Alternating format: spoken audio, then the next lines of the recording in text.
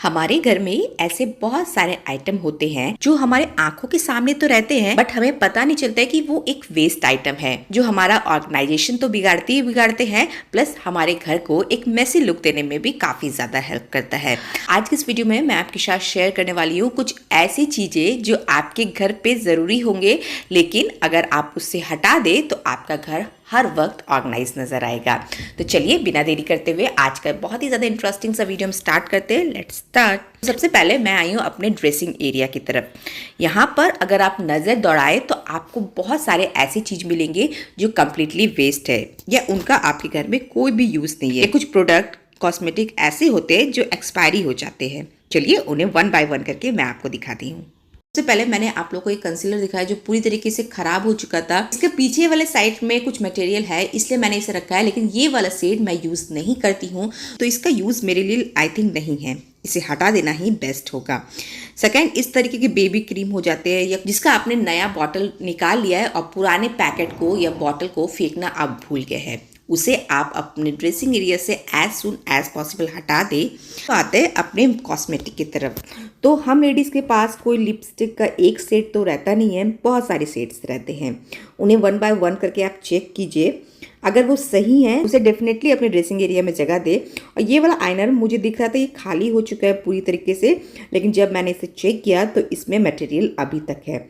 इसे मैं अपने बिल्कुल आंखों के सामने यानी डेली यूज़ करने के लिए रखूँगी ताकि ये जल्द से जल्द खत्म हो जाए और मैं इसे हटा सकूँ।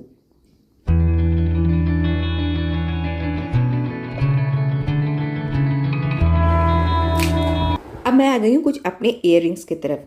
तो कुछ इयररिंग्स ऐसे होते हैं जिसका एक पेयर हमसे खो जाता है या उसका रंग डिस्कलर हो जाता है या उसमें वो साइन नहीं रहती है। तो वैसे जो भी चीज़ आपकी ड्रेसिंग एरिया में हो उसे आप निकाल दे। ये वाला जो आप इयररिंग देख रहे हैं ये काफ़ी ज़्यादा खूबसूरत कलर में होने के कारण ये मेरे हर ड्रेस के साथ जाता था, बट इसका कलर आप देख सकते हैं काफ़ी ज़्यादा निकल चुका है। तो इसे अब तो मैं पहनूंगी नहीं, बट न जाने क्यों मैंने अपने इसे इयररिंग ऑर्गेनाइजर में अभी तक जगह दी हुई है। तो आज समय है सारी चीज़ों को निकालने का।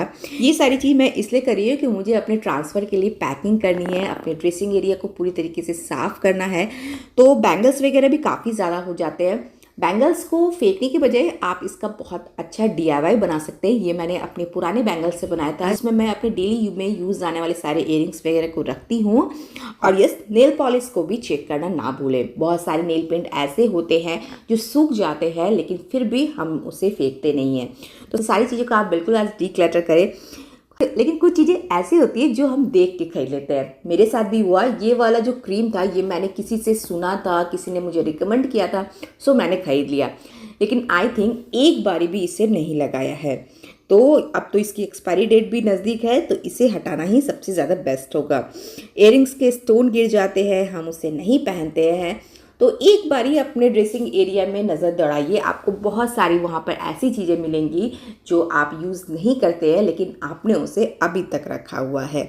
बहुत सारा क्लटर निकलेगा जिससे स्पेस भी क्रिएट होगा और आपका ड्रेसिंग एरिया हर वक्त ऑर्गेनाइज नज़र आएगा। अब आ जाते हैं अपने वार्डरोब की तरफ, जो बहुत ही बड़ा एरिया है। हर घर पे बहुत सारे ऐसी चीज़ें होती है जिन्हें हम अनदेखा कर देते हैं, लेकिन अगर आप सही तरीके से अपनी चीज़ों को ऑर्गेनाइज करके रखते हैं, अगर आपको ये प्रॉब्लम होती है कि हमें अपनी चीज़ों को रखने के लिए स्पेस नहीं मिलता है, तो वहाँ पर डीक्लटर करना काफ़ी ज़्यादा ज़रूरी है। और अगर आपके घर में छोटे बच्चे हैं तो उसके जो कपड़े होते हैं या तो छोटे हो जाते हैं या तो उसका कलर फेड हो जाता है या उसे फिट नहीं आता है। तो ये सारी चीज़ें आप बिल्कुल ध्यान रखें और टाइम टू टाइम अपने वार्डरोब को डीक्लटर करना ना भूलें। चाहे तो किसी को डोनेट कर दे, चाहे तो इसका कुछ DIY बना ले। तो ऐसा नहीं कि सिर्फ छोटे बच्चों के कपड़े ही काफ़ी ज़्यादा होते हैं। हम लेडीज़ का कलेक्शन तो इतना बड़ा रहता है कि हम जब भी सोचते हैं कि कहीं जाना है तो हमें कपड़े ही नहीं मिलते, क्योंकि हमने अपने वार्डरोब में सिर्फ वो उन कपड़ों को जगह दे के रखा है जिसे हम नहीं पहनते हैं। ये मेरा जीन्स देख रहे हैं, ये अच्छी ब्रांड का है, बट इसके वॉश करने के बाद क्या हुआ कि इसमें कुछ इस तरीके के दाग आ गए या रिंकल्स आ गए, तो इसे मैं अब नहीं पहनती हूँ और पहन भी नहीं सकती हूँ, तो इसे निकाल देना ही मेरे लिए बेस्ट होगा। आयरन करते वक्त ये जो प्लाजो है ये मेरा जल गया था, तो कुर्ती तो अभी सही है, कुर्ती को मैं जीन्स के साथ पहन सकती हूँ, बट इस पजामे को हटाना मेरे लिए काफ़ी ज़्यादा ज़रूरी है। ये एक ऐसा कपड़ा है जिसका कुछ DIY भी नहीं बन सकता है, ना ही ये पोछा बन सकता है। एंड अब आ जाते हैं जेंट्स के कपड़ों की तरफ।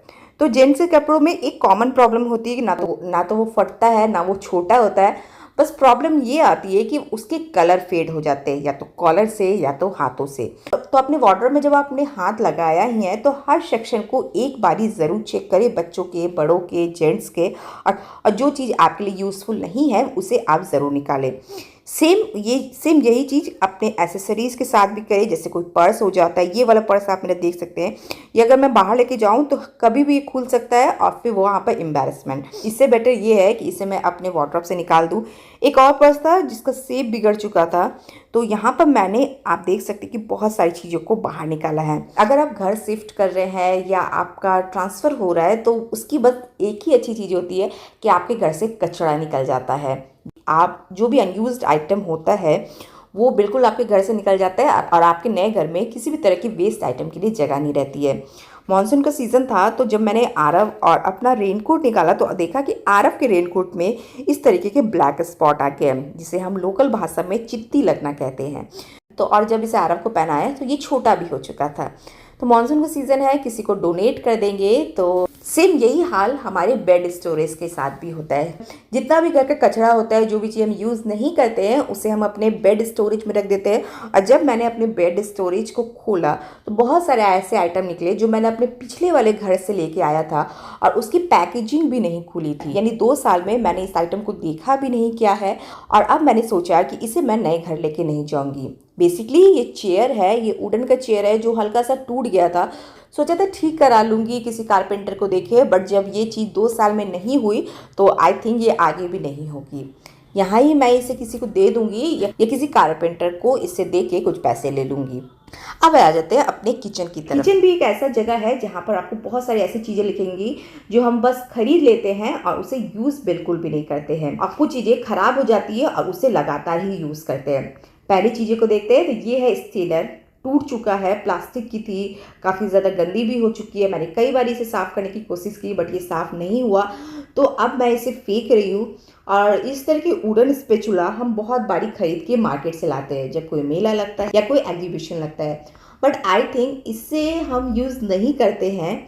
तो फेंकने के बजाय इन सारी चीज़ों को आप DIY बना सकते हैं। जो चीज़ फेंकने लायक उसे तो आप आज के आज फेंक ही दें, बाकी जो चीज़ सही कंडीशन में है लेकिन उसका यूज़ नहीं है उसका आप कुछ DIY ज़रूर बना सकते हैं। मैंने बहुत सारे आइडियाज़ आप लोगों के साथ शेयर किए और आगे भी शेयर करूँगी। तो अपने किचन की तरफ भी एक बार ज़रूर नज़र दौड़ाएं। और हमारे जो किचन टॉवल्स होते हैं तो वो लगातार यूज़ होने के कारण उसकी हालत हो जाती है कुछ ऐसी, देखने में काफ़ी ज़्यादा गंदा लगता है। और अगर अभी तक आप इस तरह के किचन टॉवल्स यूज़ करते हैं तो ये वास्तु के हिसाब से भी अच्छा नहीं है। अपने घर पे फटी चीज़ें, पुरानी चीज़ें, टूटी हुई चीज़ों को बिल्कुल यूज़ ना करें। ये आपके घर का एक अच्छा साइन नहीं है। जो चीज़ आपको लगता है कि बेकार है उसे आप फेंक दें और जो चीज़ अच्छी कंडीशन में उसका आप कुछ DIY बना लें। तो मेरी शिफ्टिंग के दौरान बहुत सारे ऐसी चीज़ें निकले जो मैंने यूज़ नहीं किया है या बेकार पड़ा है। तो नए घर में आप लोग को दिखाऊंगी कि सारी चीज़ें को किस तरीके से अरेंज किया। चलिए मैं प्रिया आप लोग से फिर से मिलूंगी न्यू वीडियोज़ के साथ, यूज़फुल वीडियोज़ के साथ। तब तक के लिए बाय बाय।